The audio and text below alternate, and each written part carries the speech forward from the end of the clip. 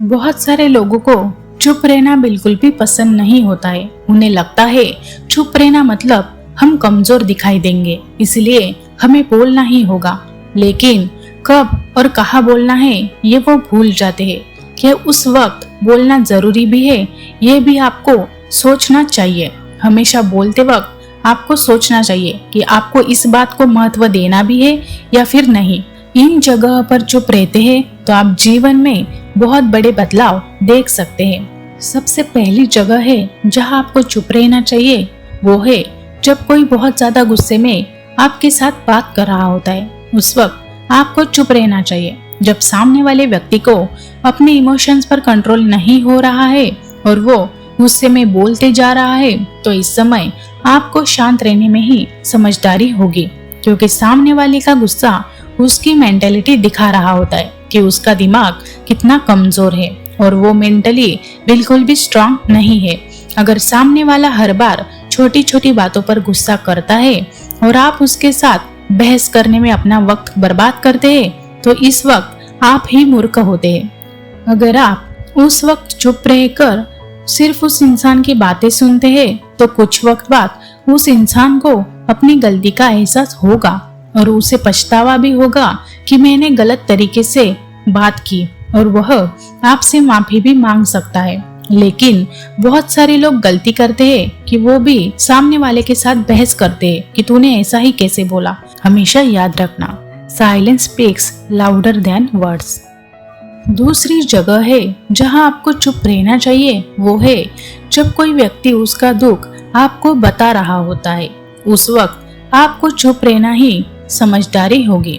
बहुत सारे लोग जब कोई व्यक्ति किसी बात का शौक या फिर दुख बता रहा होता है, तो उसे उसी के सामने जज करना शुरू कर देते हैं कि आपने ऐसा नहीं करना चाहिए था, इसमें आपकी ही गलती है, आपको वैसा नहीं करना चाहिए था, आपको पहले बात को समझ लेना चाहिए था, और न जाने क्या क्या उस इंसान को सुनाना शुरू कर देते हैं। आप भूल जाते हैं कि सामने वाला आपके पास एक होप लेकर आया है कि आप उसे जज नहीं करेंगे, उसे समझेंगे और उसके दर्द में आप शामिल होंगे।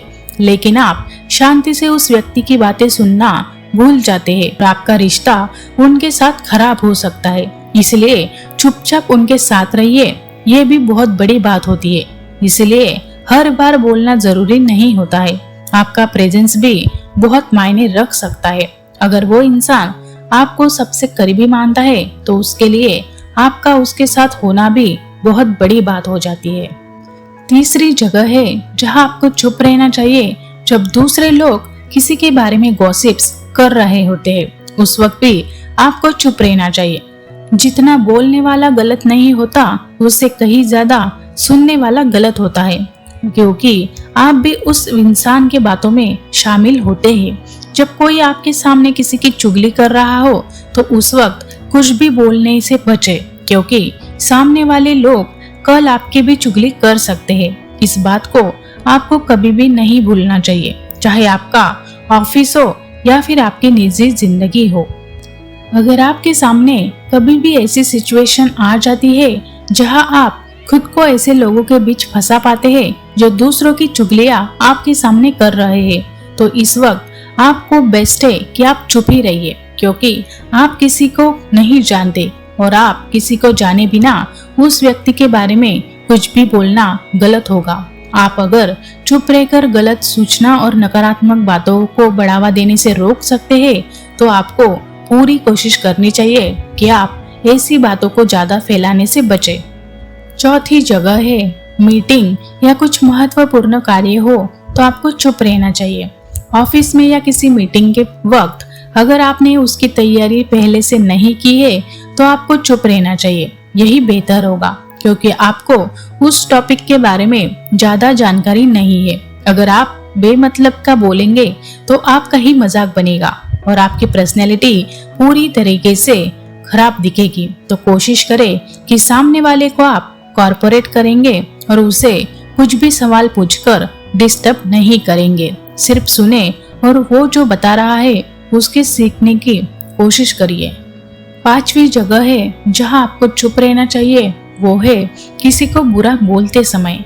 जब भी कुछ भी बोले तो 100 बार सोचना चाहिए, क्योंकि आपकी कही हुई बातें किसी को कितना हर्ट कर सकती है ये आपको नहीं पता होता है।